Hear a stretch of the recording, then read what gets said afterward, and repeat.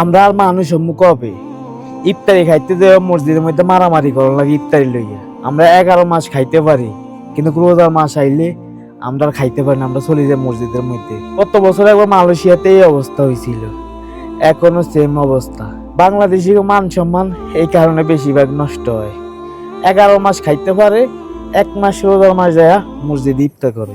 ইফতার করে তো ভালো কথা, এটা কোনো খারাপ কিছু না, কিন্তু ওই জায়গায় যায় ইফতার নিয়ে মারামারি করা কি দরকার? এই ভিডিওটা যে ব্যক্তি ছাড়ছে 22 মিলিয়ন লোকে দেখছে, তাহলে 22 মিলিয়ন লোকের ভিতরে বিভিন্ন দেশের মানুষে দেখছে, তাহলে বাংলাদেশের মান সম্মান কোন পর্যায়ে গেছে তার কাছে একবার চিন্তা করে আসান।